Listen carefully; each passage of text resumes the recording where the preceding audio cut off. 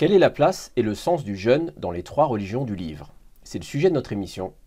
Et pour en discuter avec nous, nous avons le plaisir de recevoir trois invités que je m'empresse de vous présenter. Gabriel Agaï est avec nous. Bonjour et bienvenue sur Mizan TV, Gabriel. Bonjour. Vous êtes rabbin de formation, donc je vous présente. Vous êtes maître initiateur dans une tradition mystique non dualiste du judaïsme. Vous avez étudié 14 ans à la Yeshiva, qui est un séminaire rabbinique. À Jérusalem. À Jérusalem. Et vous êtes très engagé dans le dialogue interreligieux. Également avec nous, sœur Marie Kostermans, je crois, je ne sais pas si je prononce bien. Donc bon, bienvenue sur Mizan TV. On vous appelle aussi sœur Marie de la Visitation. Oui, c'est mon nom de religieuse. Votre nom de religieuse. Vous êtes membre de la communauté des Béatitudes depuis 1991. Vous pouvez nous en dire un mot Voilà, donc c'est une communauté nouvelle qui est un peu particulière dans l'Église. Moi, je suis catholique. Oui. Donc bien sûr, je vais parler des chrétiens, mais je suis catholique. Donc particulière parce que ça fait seulement 50 ans qu'on existe. Oui. Et parce qu'il y a non seulement des sœurs, mais il y a aussi des prêtres, des frères, mais il y a aussi des laïcs. D'accord. Voilà, qui s'engagent pour une vie de prière, de mission. Même s'ils travaillent à l'extérieur, on partage pas mal de choses. Alors, vous avez aussi été journaliste à la radio et à la télévision belge, et ensuite rédactrice en chef d'une revue qui s'appelle Feu et Lumière. Et vous êtes actuellement directrice des éditions des Béatitudes, qui portent le même nom, en Sologne. Voilà.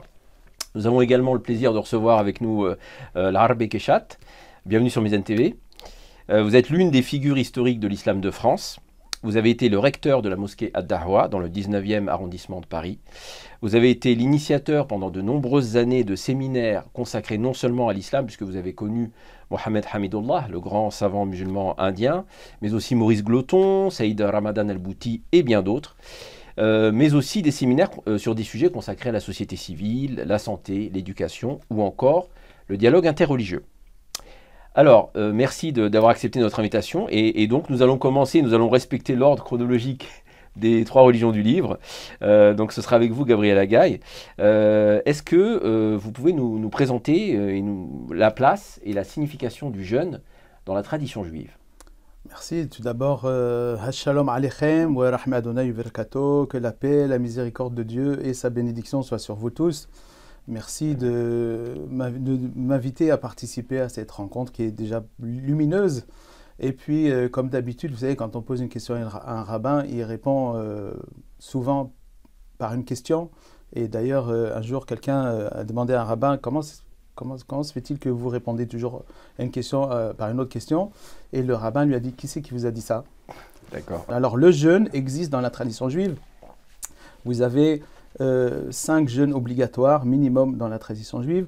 Vous avez des jeûnes longs et des jeûnes courts. Alors le jeûne long, c'est un jeûne qui commence depuis la veille au soir et qui va durer 24 heures, 25, 26, jusqu'à le soir suivant. Parce que vous savez, le jour il commence par la nuit, comme dans toutes les traditions bibliques. Donc ça, c'est les jeûnes longs.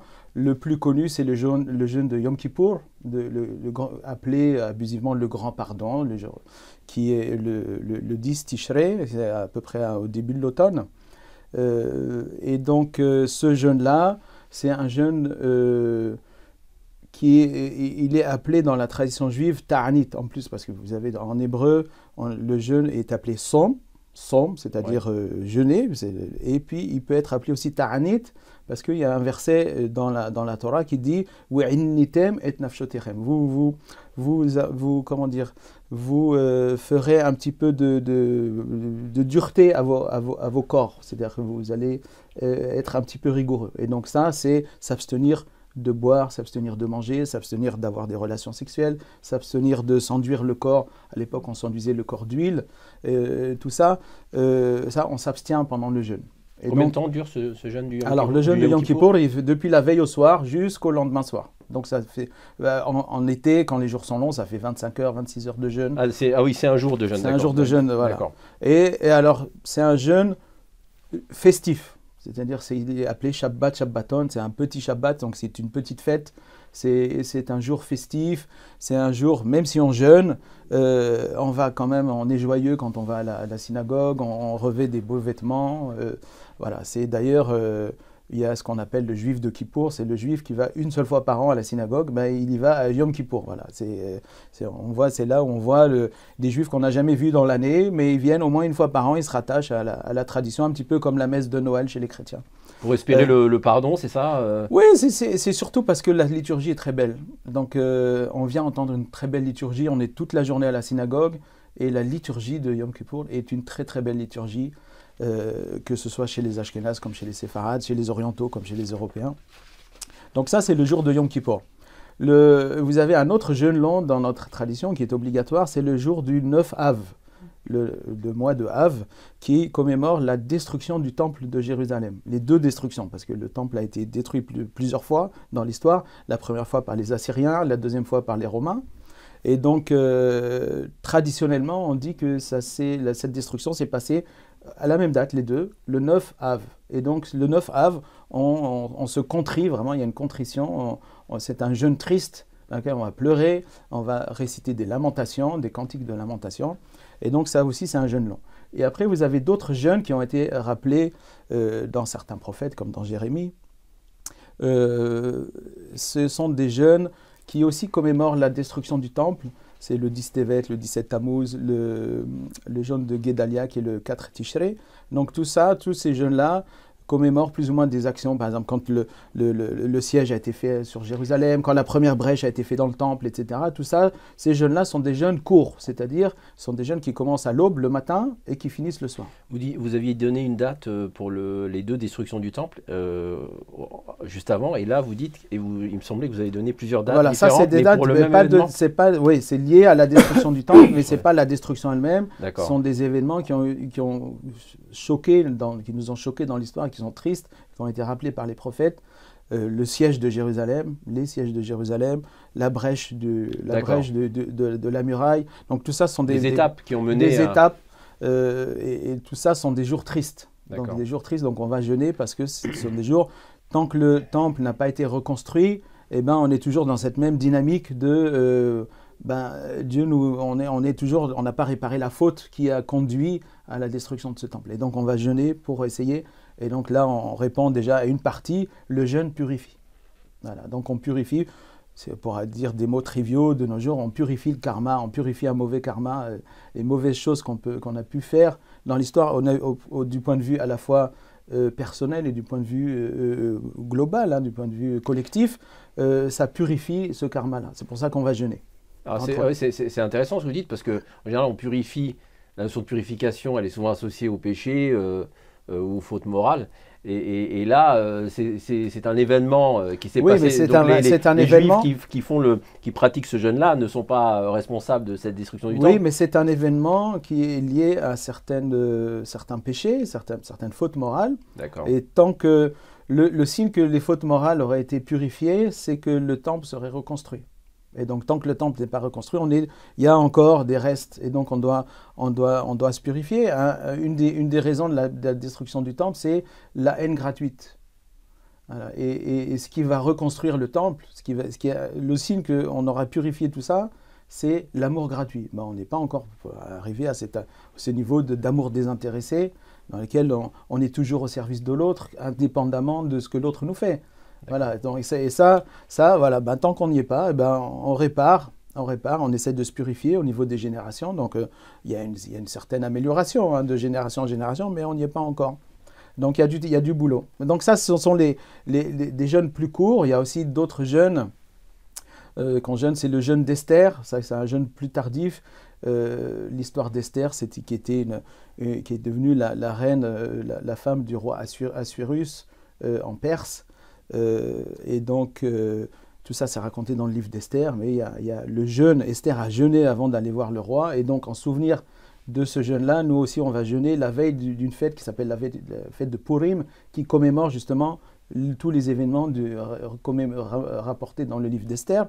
Donc voilà, le jeûne d'Esther. Et aussi, les premiers-nés, donc moi je fais partie du premier-né aussi, les premiers-nés, on jeûne la veille de Pessah, la veille de la fête de la Pâque juive, parce que justement, Dieu a frappé les premiers-nés la veille de Pessah, justement la veille de la sortie des Israélites de l'Égypte. Et donc en souvenir de ça, que nous en tant que premiers-nés, on a été épargnés, on jeûne la veille de Pessah. Ça, disons, c'est au niveau général. Après, vous avez des jeûnes tout à fait personnels. Par exemple, dans la tradition juive, si quelqu'un a des cauchemars, des mauvais rêves, le lendemain, il doit jeûner. Surtout quand il y a certaines images, des choses choquantes, on jeûne. Et ça, c'est personnel, indépendamment du jour. Aussi, c'est une thérapie, c'est ça? Oui, entre autres, oui. C'est-à-dire on considère que le cauchemar qui était là, c'est le signe qu'il y a peut-être quelque chose à réparer, peut-être un malheur qui va arriver, donc on va essayer de conjurer le mauvais sort en jeûnant, en purifiant. On se dit peut-être quelque chose est arrivé, donc encore une fois, ça c'est le côté purificateur du jeûne. Et il y a aussi, on jeûne traditionnellement le lundi et le jeudi, dans la semaine aussi, ça c'est dans les traditions mystiques, parce que ce sont des jours propices à la repentance, c'est les jours où on lit la Torah aussi à la synagogue, on sort le rouleau de la Torah, on ne sort pas tous les jours, on le sort le Shabbat, et on le sort aussi le lundi et le jeudi, et on a des prières de repentance, un petit peu de contrition, et donc on va profiter de ça pour jeûner aussi. Voilà, ça c'est l'articulation du jeûne. Et alors, moralement, on considère que le jeûne remplace le sacrifice. Le sacrifice, c'est quoi? C'est que, à l'époque, dans la cohérence de la compréhension du principe sacrificiel à l'époque, c'était qu'on faute, mais c'est un animal qui va payer pour nous. On va égorger, sachant que, vu qu'on fait une apposition des mains sur la main, on transmet, c'est-à-dire on sait que le pauvre animal, en fait, il va subir ce que nous, on doit subir. C'est nous qui devrions être égorgés à cause de nos fautes, mais c'est l'animal qui va l'être, il va offrir sa graisse, son sang, etc. à Dieu. Et ça doit faire un choc, et la personne, elle doit se changer vis-à-vis de ça. Et donc, maintenant qu'on n'a plus les sacrifices animaux, on se sacrifie soi-même. Donc, on est notre propre... si vous voulez, sacrificateur, on est notre propre... on fait un culte sacerdotal vis-à-vis de soi-même, et donc en ne buvant pas, on offre son sang, on offre les liquides, et en ne mangeant pas, on offre sa graisse à Dieu, et donc c'est une sorte de sacrifice, parce que le but du travail spirituel, c'est de sacrifier l'ego, c'est mourir à soi-même, mourir avant de mourir. Et donc, le jeûne rappelle ça. On rappelle qu'on va diminuer le corps, on va diminuer le physique de manière à ce que le mental, à ce que l'esprit, à ce que la spiritualité prenne le dessus. Et donc, c'est un signe de, l'ego, on le sacrifie à Dieu. Et ça, c'est dans la tradition mystique, juste pour finir, c'est la kawana, c'est-à-dire la niya, l'intention qu'on a quand on dit notre kérigme, le Shema Israël. Donc, Shema Israël, Azona Eloheinu, Azona Yahad, écoute, ô Israël, c'est la communauté, l'éternel Dieu, c'est notre Dieu, et Dieu est un. Et quand on prononce un sur le da de Ehad, comme ça, qui dans la valeur numérique est 4, on se voit s'offrir à Dieu par les 4 morts symboliques qui sont Seqela, Serafa, Hereg wa Heneq, c'est-à-dire la lapidation, Seqela, Serafa, la crémation, la strangulation et la décapitation. Voilà. Donc on se voit s'offrir, c'est-à-dire on meurt devant Dieu, devant l'unité de Dieu, il n'y a rien qui peut vivre. Donc l'ego ne peut pas vivre, la seule force vive qui existe, c'est Dieu, et donc si on est vivant, c'est parce que Dieu nous fait vivre, c'est pas parce que l'ego nous fait vivre. Voilà. C'est ça, si vous voulez, pour finir, la petite symbolique de ce qu'on peut dire rapidement sur le jeûne. Alors une polysémie du jeûne, c'est ce qui ressort de votre, de la description des différentes formes de jeûne que vous avez énoncées. Un jeûne de joie pour le Yom Kippour, un jeûne de purification, de repentir peut-être, je ne sais pas, et puis un jeûne de sacrifice. Donc il y a vraiment différentes fonctions et différentes symboliques du jeûne. Alors, Sœur Marie Costermans, voilà, je vais vous poser une question dans le christianisme de manière générale et peut-être avec une lecture catholique, je ne sais pas. Quelle est la place du jeûne et a-t-il une signification particulière? Alors donc, il y a plusieurs, vous connaissez un grand courant chez nous, les chrétiens. Il y a bien sûr les catholiques, mais aussi les protestants et les orthodoxes. Et donc, on a une approche différente du jeûne. Donc, pour nous, le jeûne, c'est pas le but, c'est vraiment un moyen. Donc ça, c'est une première chose. Ce qui nous réunit beaucoup, c'est que d'abord, Jésus lui-même a jeûné. quand on voit dans la Bible, dans le judaïsme c'est pareil, hein, nous on a les premiers, quand on prend une Bible chrétienne, toute la première partie, c'est la même chose que la Torah, d'accord? Donc, l'Ancien Testament. Oui, voilà, l'Ancien Testament. Le premier Testament. Oui, le premier. Nevi'im, Ktuvim, voilà, on a tout ça ensemble. Et donc, dès le départ, on voit cette chute d'Adam et Ève, et ils n'ont pas réussi à jeûner, ils ont quand même mangé ce qui avait été interdit. D'accord? Et chez nous, tout à la fin, il y a un banquet festif. Donc, tout notre cheminement vers Dieu, il est là. Alors, on a aussi, entre chrétiens, bien sûr, ce qui nous unifie, c'est le Christ, c'est Jésus, hein, qui pour nous est venu pour justement nous libérer du péché, qui lui-même s'est sacrifié, qui est mort et ressuscité. Et donc, lui a jeûné 40 jours, 40 nuits. Aussi en parallèle avec ses 40 ans dans le désert du peuple d'Israël, qui dépendait de Dieu. Donc pour nous, cette notion de dépendance de Dieu pendant le jeûne est importante aussi. Parce que c'est pas nous qui allons, c'est pas une course athlétique, c'est pas un marathon qu'on fait en jeûnant. Jésus nous dit de faire très attention à ça. Quand tu jeûnes, prends pas une mine sombre, parfume-toi la tête, sois heureux, sois discret, sois humble. Parce que si notre jeûne, on se dit, ouais ben moi je jeûne 2 jours. Pour que ton jeûne ne soit pas connu des hommes, comme dit l'Évangile, voilà. Mais seulement de Dieu, quoi. Exactement. Donc pas d'ostentation, quoi. Voilà, prie ton Père dans le secret. Il y a quelque chose de discret, de secret, de la beauté qui vient de l'intérieur aussi. Et qui, c'est l'un qui nourrit l'autre, l'intérieur et l'extérieur. Donc, on a tout ça dans nos 3 traditions qui vraiment nous unissent avec ce que Jésus a vécu. Et puis aussi, ce temps où, après la scène, où Jésus a jeûné jusqu'à sa mort en croix. Donc voilà. Alors après, on le vit différemment. Chez nous, il y a toujours 3 notions qui sont très importantes. C'est le jeûne, la prière, le partage, qui vont ensemble. Si on jeûne et qu'on ne prie pas, si on jeûne et qu'on ne partage pas, ça ne marche pas. Il faut ces 3 parties de ce socle, hein, pour que le tabouret puisse tenir. Alors la prière, c'est ce qui est relié à Dieu. Ouais. Le partage, c'est ce qui est relié aux hommes. Voilà. Et alors le jeûne, quelle est la place du jeûne dans cette équation? Le jeûne, c'est notre repentance. Le jeûne, c'est ce qui nous permet à nous cette notion de purification, comme dans le judaïsme. Hein.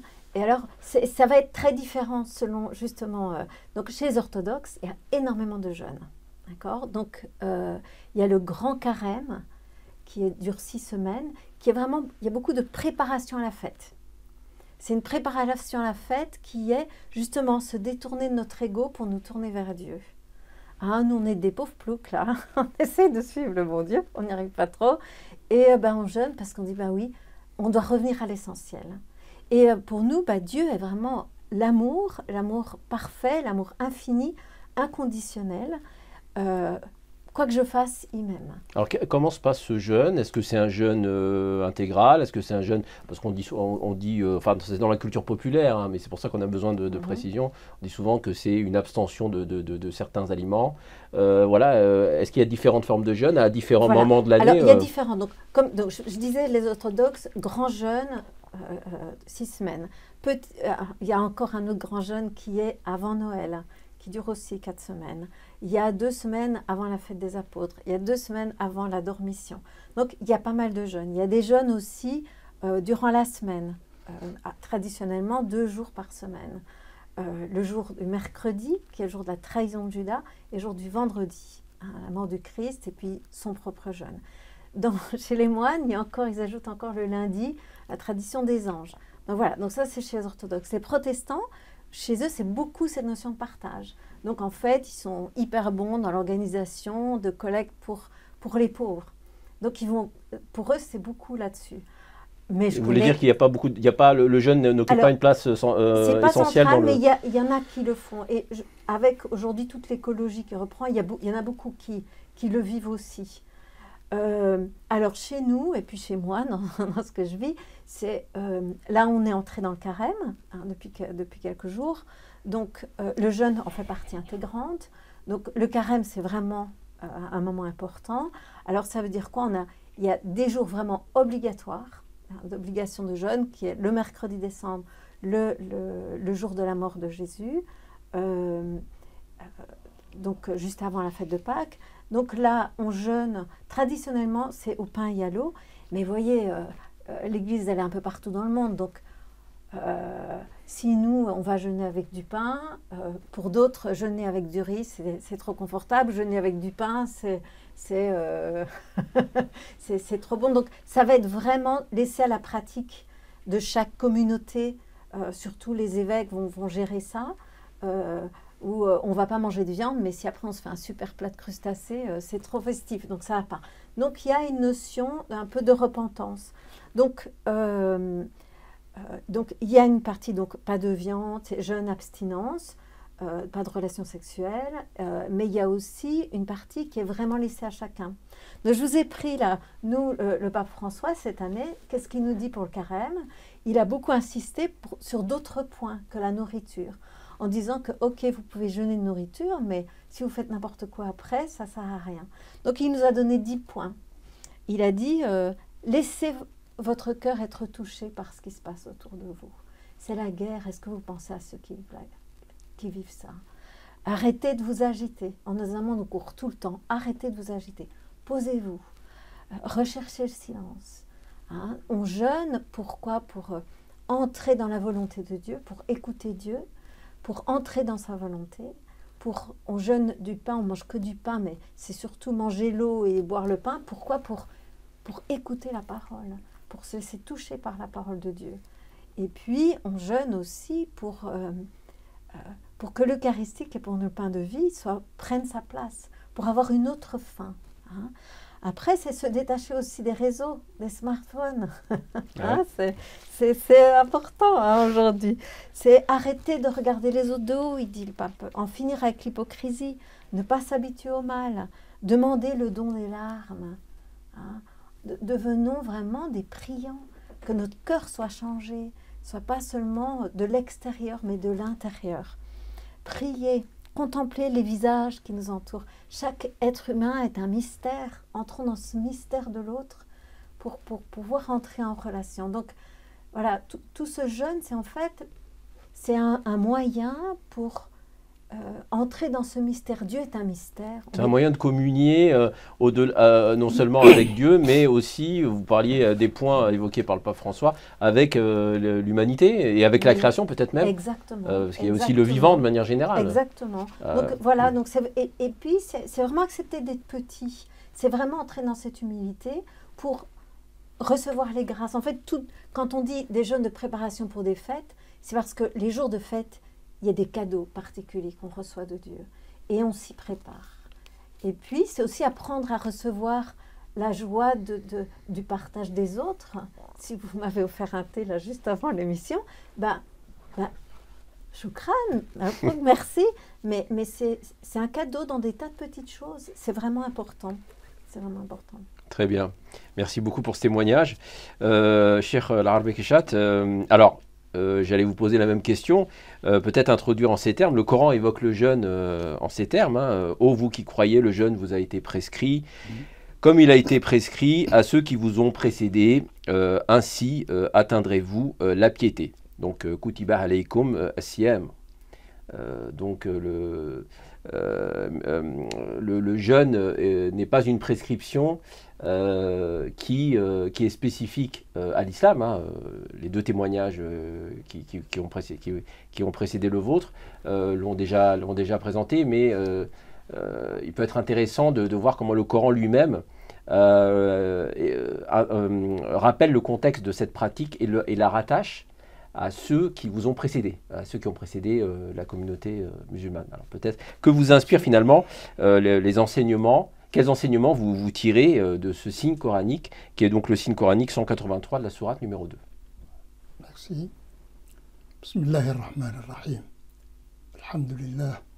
Wassalatu wassalamu ala Sayyidina Rasulillah. ورضي الله تعالى عن آله وصحبه والتابعين ومن تبعهم بإحسان إلى يوم الدين. Merci pour votre invitation.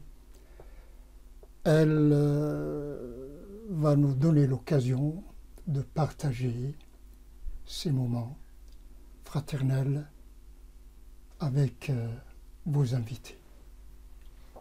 Comme vous venez de le signaler, les deux sources principales de l'islam sont le Coran, qui est la parole de Dieu, et la tradition du prophète, qui est à la fois l'essentialisation et l'expression. Avant de reprendre le fil de votre introduction, permettez-moi de vous dire que l'être humain est une merveille.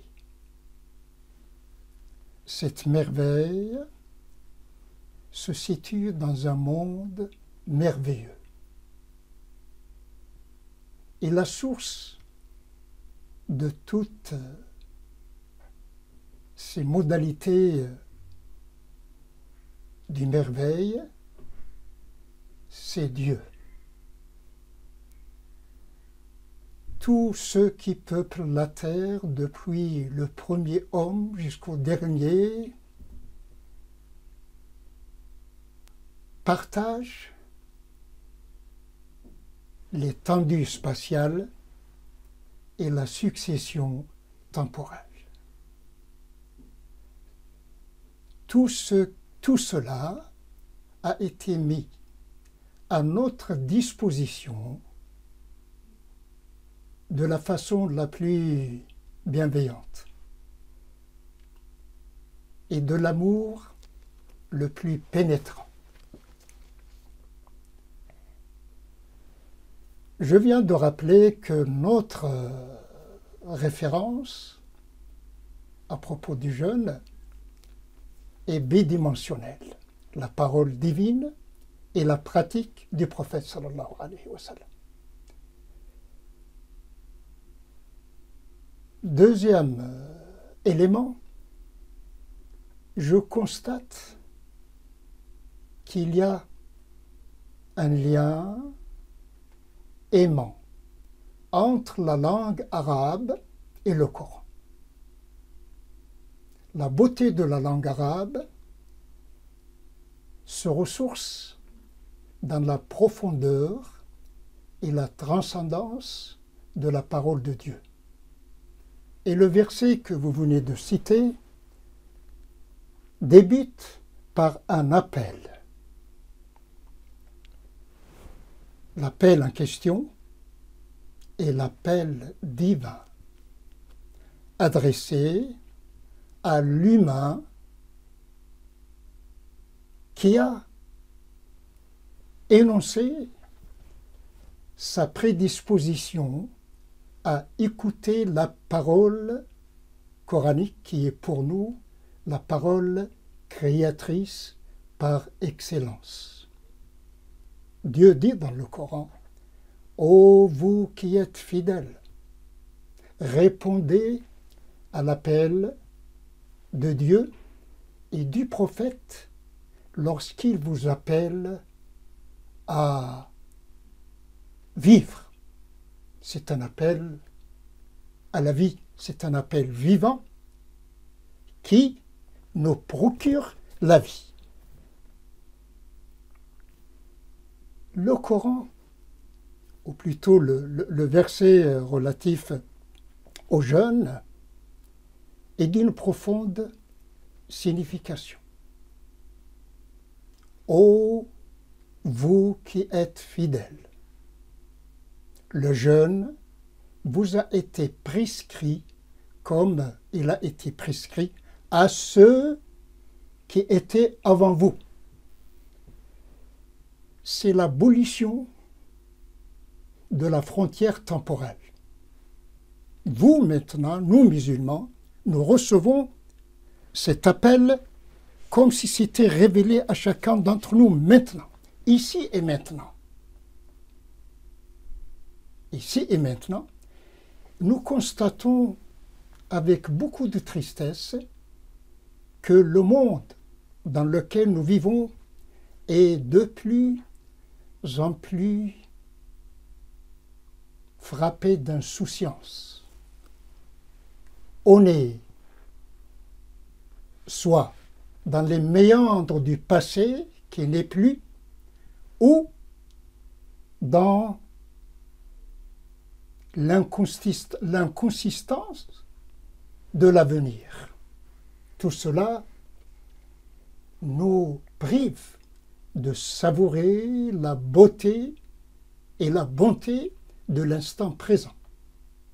Être présent, ici et là. Le passé est derrière nous. L'avenir, demain. Je suis responsable de ce que j'éprouve maintenant et ici. Être présent, les uns avec les autres. Cet appel indique aussi que Dieu a le propre de l'unicité par excellence. Quant à la création, elle est plurielle. Qu'allons-nous faire de cette pluralité? La création est diversité. De quelle façon allons-nous gérer ensemble cette grâce appelée diversité? Alors justement, vous parlez de diversité du genre humain, mais en même temps, le jeûne est ce qui relie, vous disiez la levée des frontières temporelles, le jeûne est ce qui relie les différentes communautés religieuses dans le temps. Et donc là, il y a cette fonction de relationnelle du religieux en général, mais là même du jeûne. Donc finalement, qu'est-ce qu'on peut en tirer comme enseignement? Est-ce que c'est juste une simple mention, est-ce que c'est juste un simple rappel, voilà, ou est-ce que vous y voyez d'autres... Vous avez utilisé un mot clé, c'est celui de relation. L'être humain a reçu de Dieu la faculté de pouvoir parler. Pouvoir parler signifie que nous sommes des êtres de lien. Qu'est-ce qui nous empêche de rendre ce lien une source de vie respectueuse de l'être humain, respectueuse de tous les êtres existentiels, du minéral jusqu'à l'humain? La réponse pourrait être, hélas, notre aveuglement quant à l'espace qui nous a été donné par Dieu, notre aveuglement quant à l'autre qui est en face de moi. Nous partageons tous les bienfaits de ce cosmos, mais le cosmos, en tant que réceptacle, a grand besoin d'être vivifié par notre obéissance à notre Créateur et notre bienveillance à nos semblables. Alors je vais juste rappeler pour nos auditeurs que, alors parce qu'une présentation avait été faite des différentes formes de jeûne dans le judaïsme et dans le christianisme, hein, donc bon, il y a des choses que beaucoup de gens connaissent d'ailleurs de toute façon. Alors le principal jeûne est effectué pendant le mois de Ramadan, donc qui est aussi le mois où le Coran a été révélé pour la première fois. Il y a aussi d'autres moments, hein. Il y a des jeûnes, il existe aussi des jeûnes surérogatoires, ce qu'on appelle des jeûnes surérogatoires, c'est-à-dire d'initiative personnelle. Alors le lundi, jeudi, d'ailleurs cette tradition existe aussi dans en islam. Il y a aussi une tradition prophétique attribuée au prophète, donc qui dit que le meilleur jeûne est celui de Daoud, puisqu'il jeûnait un jour et il mangeait le suivant. Donc c'était pour peut-être rappeler un peu ce lien relationnel. Commençons par le lien, vous venez de le souligner, commençons, si vous voulez bien, par le lien qui lie le Ramadan, qui est le 9e mois de l'année de l'Hégire. Le temps, le mois de Ramadan, vous venez de le dire, renferme 2 sortes d'adoration. L'adoration diurne, les jours, et l'adoration nocturne. L'adoration diurne consiste dans le fait de jeûner, s'abstenir. Et le mot jeûner signifie en arabe, dénote 2 notions à la fois, complémentaires. S'abstenir et s'élever. Il ne s'agit pas d'un ordre qui a pour but, ou qui aurait pour but de mécaniser l'être humain. Il s'agit plutôt d'une prescription qui permet aux fidèles conscients de l'importance de cette prescription de s'abstenir. S'abstenir de quoi? S'abstenir d'être le jouet de nos désirs. Ceci ne veut pas dire que le jeûne est une sorte de mortification. Le jeûne est une pratique qui permet au jeûneur de faire l'expérience de sa responsabilité en tant qu'être libre. Être libre ne veut pas dire faire ce que l'on fait. Avant de faire, il faut préalablement avoir une idée claire de ce que je dois faire et de ce que je ne dois pas faire. Parce que le fait de pouvoir faire pourrait causer des torts à la place où je me trouve, au temps qui m'a été donné. Faire, c'est tenir compte de l'importance de ne faire que pour obtenir la satisfaction de notre Créateur. Obtenir la satisfaction de notre Créateur nous permet d'être très sensibles à la dimension spirituelle de nos semblables. Mais la dimension spirituelle fait partie de l'invisible. Et l'invisible, qui est le fondateur de l'être, se manifeste à travers mes activités langagières, mes activités relationnelles, mes activités qui consistent dans le fait de faire ou de ne pas faire. Alors justement, je vais donner la parole à Gabriel Agaï. Est-ce que, l'Arabe Keshat évoquait différentes finalités du jeûne. Quels bénéfices, et vous en avez aussi évoqué, mais peut-être revenir un peu là-dessus, approfondir peut-être un peu plus. Finalement, à travers le jeûne, quels bénéfices et quels résultats peut-on atteindre? Est-ce qu'il s'agit d'obtenir des qualités, des vertus, la patience, la force spirituelle, je ne sais pas. Est-ce qu'il y a des objectifs que le jeûne permet d'atteindre, finalement? Alors, comme il a été déjà dit, le jeûne est un outil. C'est un outil de purification, c'est un outil aussi d'élévation spirituelle. Donc d'abord de purification, c'est-à-dire on apprend une certaine rigueur. Quand on est enfant, c'est difficile de passer une journée sans boire et sans manger. Donc petit à petit, on apprend à se contrôler. C'est déjà le contrôle de soi. C'est déjà la première chose qu'on apprend avec le jeûne. ben, on va se forcer à ne pas manger, à ne pas boire pendant une journée. Quand on est petit, c'est difficile.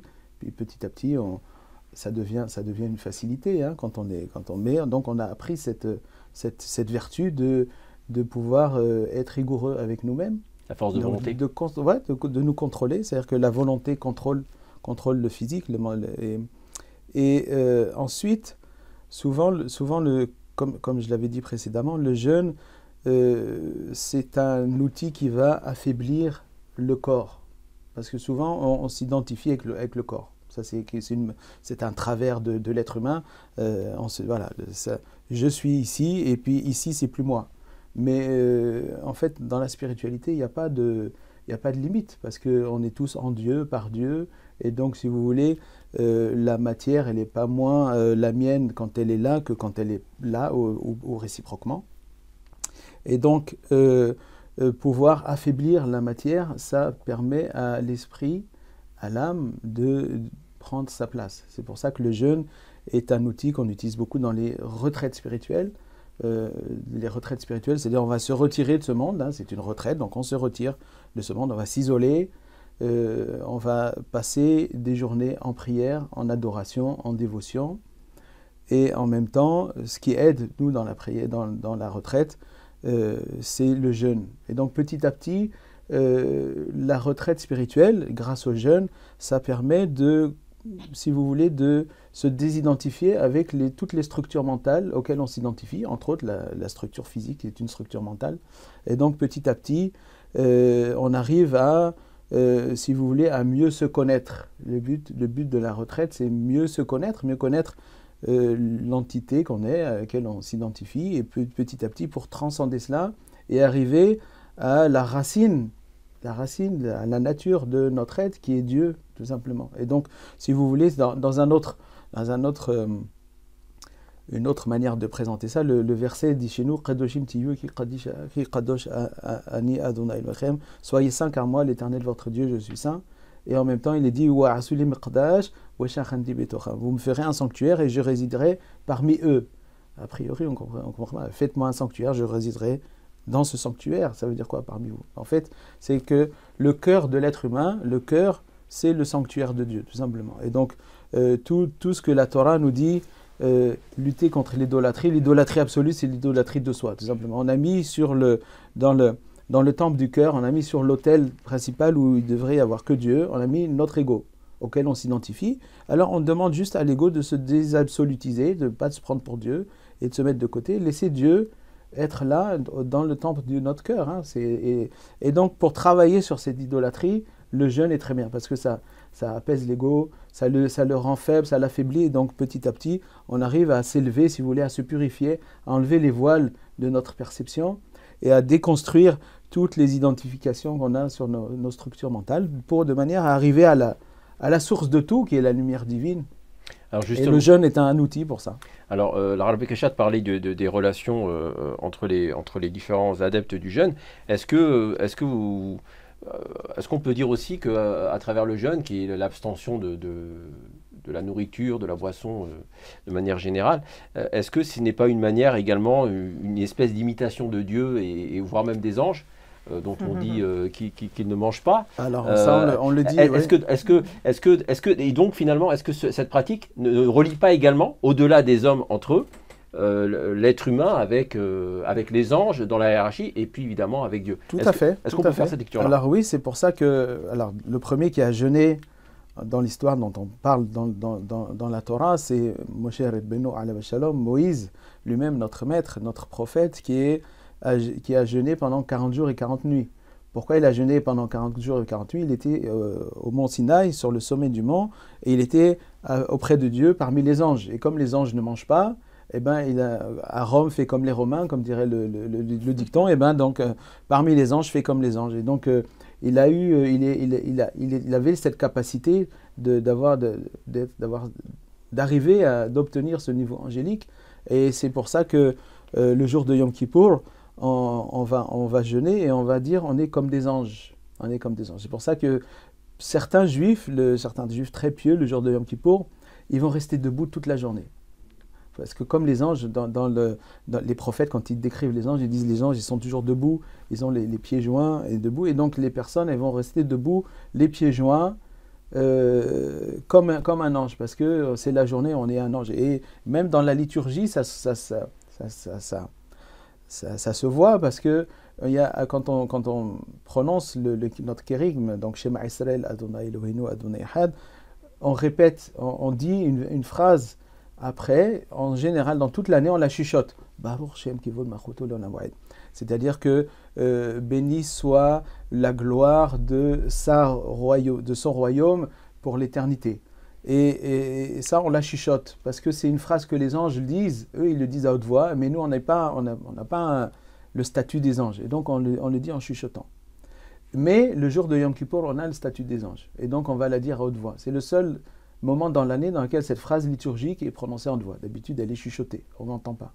Voilà. Donc, on est littéralement, on est comme des anges, en effet, tout à fait.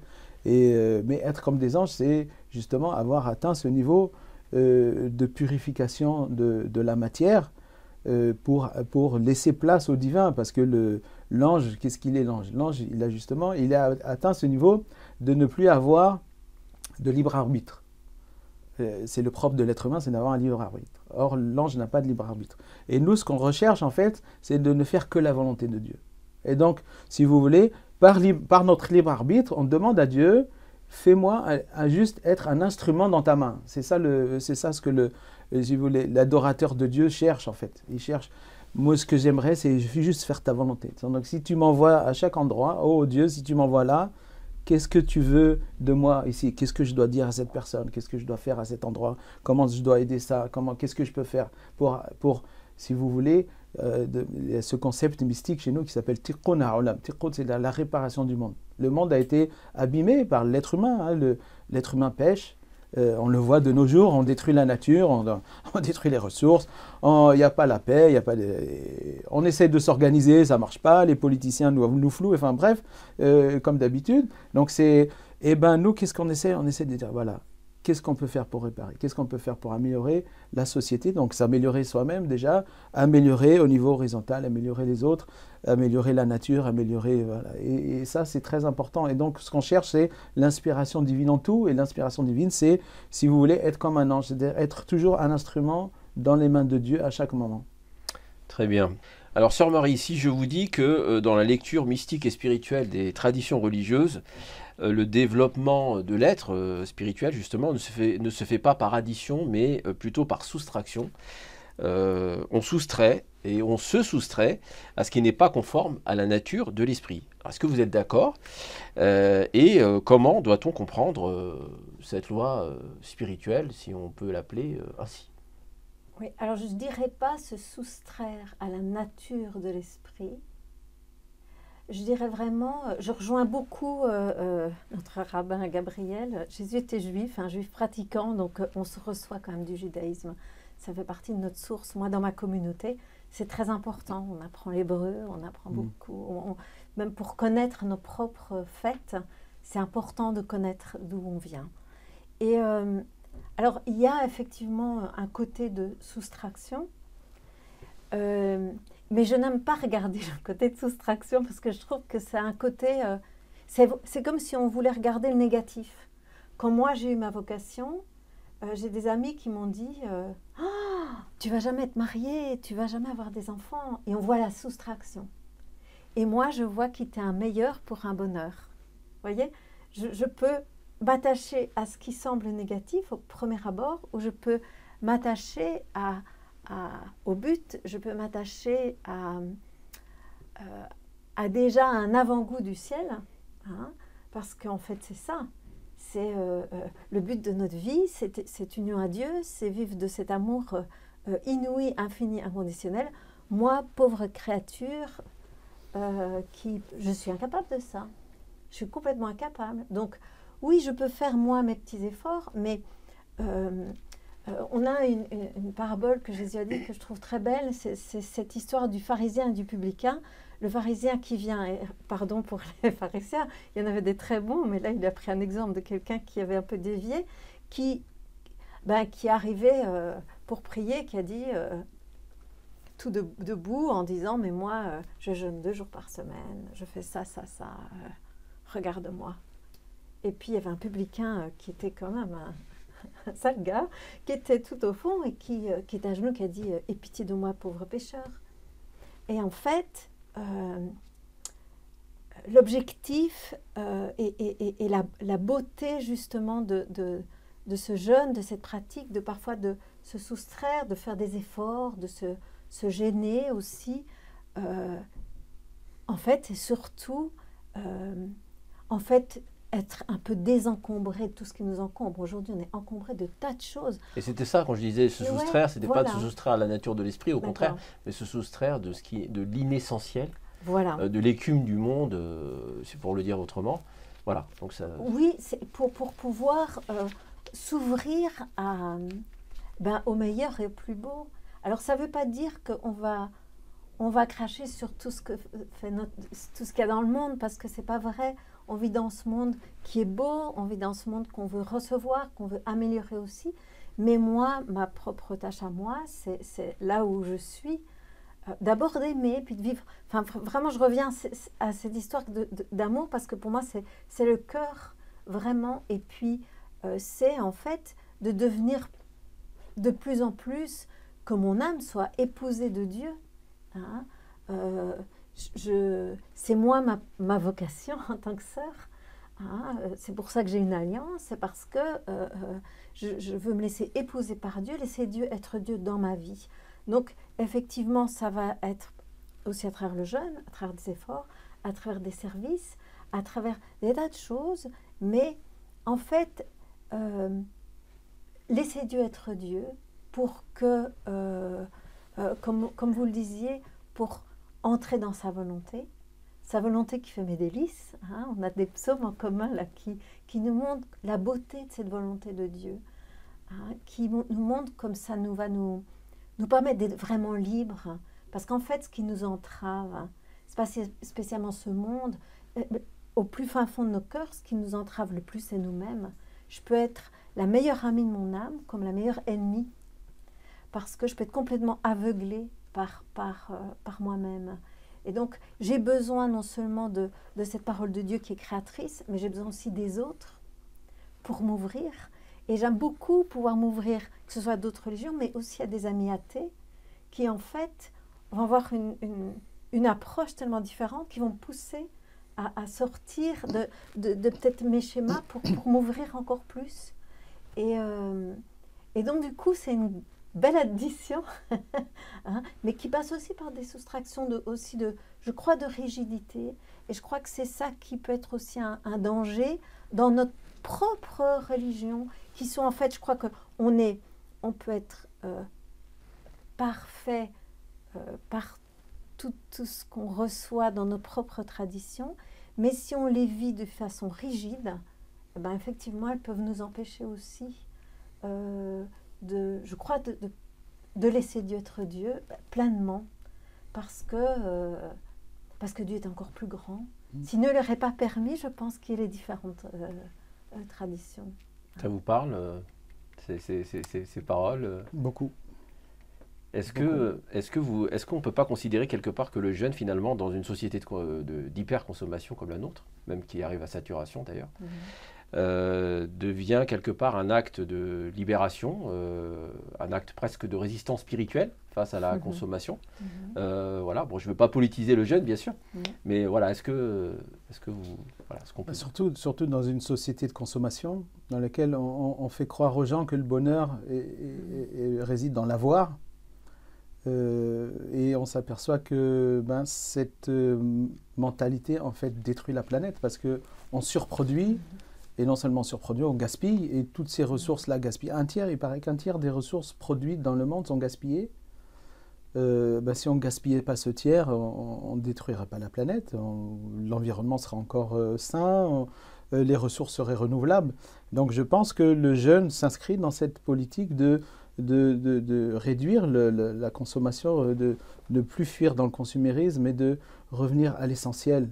En fait, ce qu'on va diminuer, c'est le superflu. On revient à l'essentiel. Et l'essentiel, c'est quoi? C'est l'être humain, mettre l'être humain au centre, s'occuper des autres, l'entraide, la fraternité, la gentillesse, la bonté, le partage, le respect, l'amour, tout ça, ce sont des valeurs qui vont nous nourrir. Et si on a ces valeurs-là, en fait, il y a suffisamment de ressources dans le monde avec ces vertus-là pour qu'elles soient partagées. Et il y aura plus la faim, il y aura plus...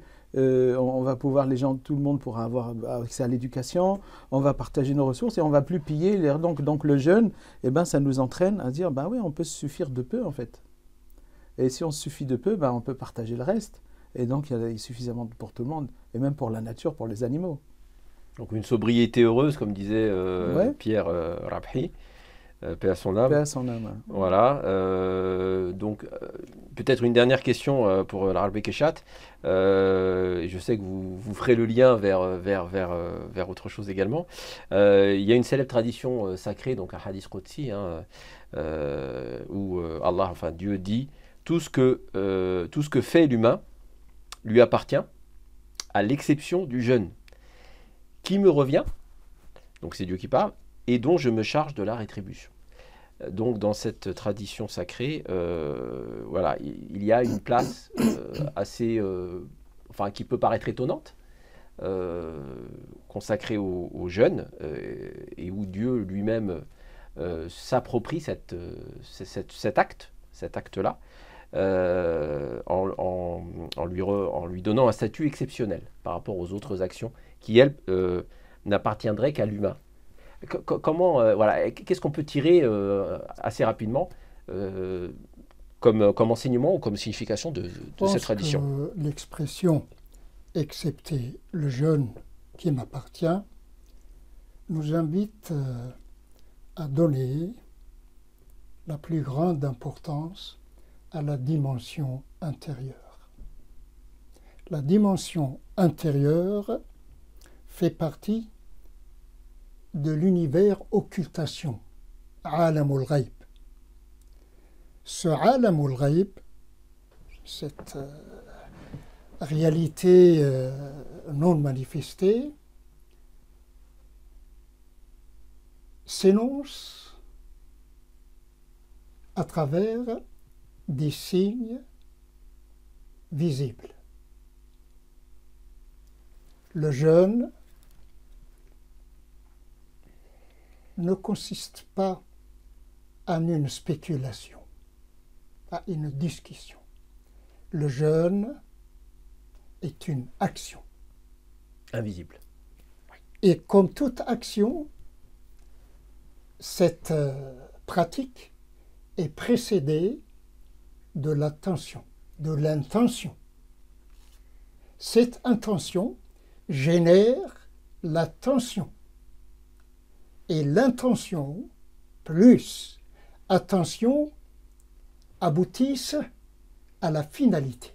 Le verset que vous nous avez cité est constitué de deux éléments. L'élément prescription, que l'on peut appeler le statut légal, al-hukm, et le dernier mot de ce verset, la'allakum tattaqoun, cette expression la'allakum tattaqoun dans l'espoir de vous préserver. Ça, c'est la finalité. Le jeûne est une wasila, un moyen. Et l'importance de cette wasila se concentre dans la finalité. Quelle est la finalité du jeûne? La'allakum tattaqoun. Et la taqwa, se préserver, la piété, la crainte pieuse et d'autres expressions qui peuvent nous éclairer sur cette expression, à trois dimensions. La préservation du cœur de toute pensée d'idolâtrie. Le deuxième niveau, c'est celui de la langue. C'est préserver la langue de toute parole méprisante. de toute parole blessante, de toute parole qui attise la peur des uns des autres. Et le troisième pilier ou la troisième dimension, c'est préserver et notre espace qui constitue notre maison commune et notre temps qui constitue le capital. Si on ne réussit pas dans le vouloir de faire fructifier notre capital, nous sommes perdants ici-bas et dans l'au-delà. Et quiconque perd son âme a tout perdu.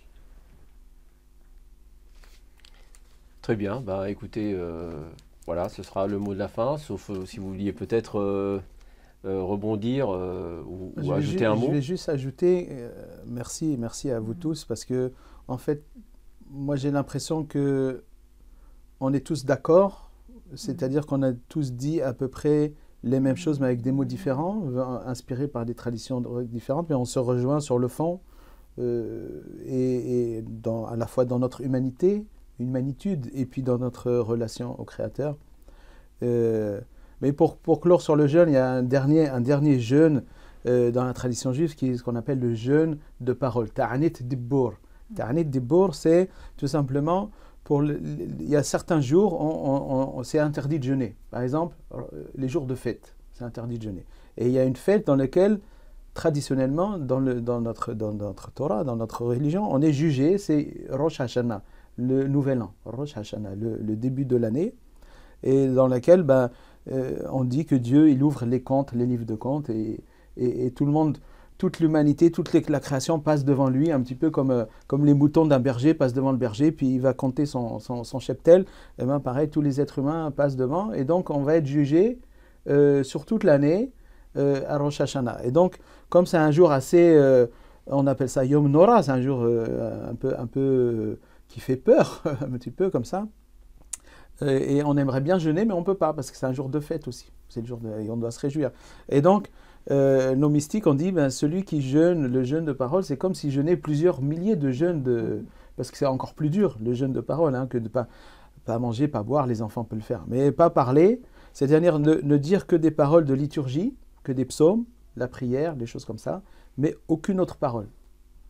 Et ça, beaucoup de gens le font chez nos religieux, à Rosh Hashanah. C'est un jeu, on va faire un jeûne de parole. C'est ce qu'on fait aussi dans nos retraites spirituelles. On fait, en plus du jeûne physique, pas boire, pas manger, etc., on fait aussi le jeûne de parole. C'est-à-dire on va prononcer que des paroles sacrées, que des psaumes, que des cantiques, que des prières. Et ça c'est, en fait, si vous voulez, c'est l'esprit du jeûne.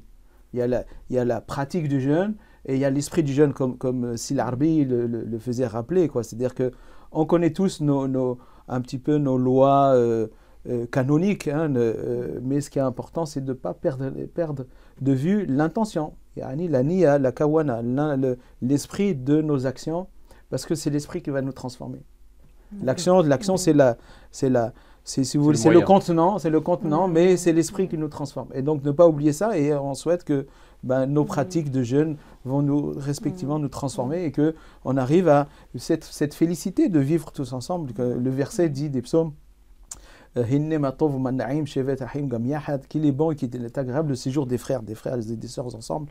Donc ici, on est un petit peu l'incarnation de ce verset, que toute l'humanité soit l'incarnation de ce verset. Amen. Merci Gabriel Agaï. Sœur Marie, vous vouliez ajouter un mot? Oui, je voudrais juste rebondir par rapport au silence. Oui. Parce que moi, je vis aussi dans un monastère et qu'on a vraiment des grands temps de silence, que j'ai fait beaucoup d'expériences, même de plusieurs mois d'ermitage en silence. Et en fait, il y a le premier silence qui est de ne pas parler, et puis il y a le silence vraiment du cœur qui est d'entrer dans un profond silence. Et ça, je voudrais juste dire, dans toute notre tradition, je crois que si on peut le vivre, je crois que c'est là qu'on reçoit beaucoup. Pratique spirituelle, le silence. Ouais, de vraiment profondément entrer dans ce silence. Parfois, il y a certains versets qui peuvent nous aider.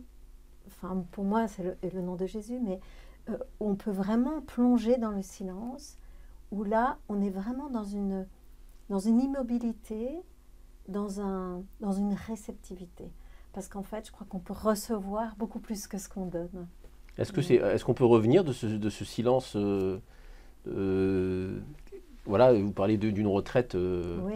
d'une durée, d'une certaine durée. Voilà, est-ce qu'il y a la tentation de... Est-ce qu'il n'y a pas une difficulté ensuite de revenir Je crois que c'est beaucoup plus facile de reparler. D'accord. Moi, j'allais dire, on revient transformé. Oui, exactement. On revient à un autre niveau. On revient Oui. à un autre niveau. C'est-à-dire, Oui. il y a des, c'est comme les pelures d'un oignon. On en a épluché quelques-uns pour arriver vraiment au cœur. On a enlevé les voiles. Et à chaque fois qu'on est dans cette situation-là de retraite, quand on sort d'une retraite, on s'est transformé. Le but, c'est pas de rester en retraite. Le but, c'est de partager ensuite les fruits de la retraite. Parce que la transformation, elle est globale. On n'est pas seul, on est tous unis. Donc, quand nous, on se transforme, eh ben, quand on revient, ben, on transforme tout le monde. La suite de la belle parole de notre ami Monsieur le rabbin, celle relative au jeûne de la parole. Le jeûne de la parole est cité dans le Coran à propos du cheminement de Marie. Très important. Quand on est exposé à différentes sortes de malentendus, de méchanceté, d'accusations, on pourrait avoir deux réactions. La réaction inspirée par l'esprit satanique est à éviter, pour ne tenir compte que de l'inspiration angélique. Vous avez fait allusion aux anges. Quel est le propre des anges? Le propre des anges se précise par un seul mot. C'est produire le bien et faire, par le bien produit, disparaître toutes sortes d'obscurités. Dans l'obscurité égoïste, l'on se cogne contre les murs et contre nous-mêmes. Le jeûne de la parole est de prime importance. Une parole vraie diminue la violence de la publicité dégradante. Une parole peut déclencher une guerre impitoyable. Mais la bonne parole, le jeûne de la parole, permet à chacun d'entre nous de se spiritualiser de façon à rendre belle notre existence. C'est le fruit de cette abstinence, cette abstination, et de pouvoir se connecter, non, se connecter sur la source angélique, ce qui nous préparera à dire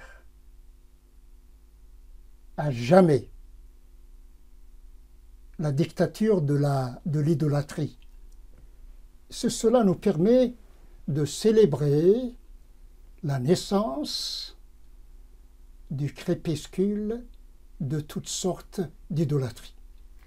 Eh bien, ce sera le mot de la fin. Merci beaucoup, Rar Bekeshat. Merci, Gabriel Agaï. Merci beaucoup, Sœur Marie. Merci à tous nos auditeurs de nous avoir suivis. Et je vous donne rendez-vous très prochainement sur Mizan TV.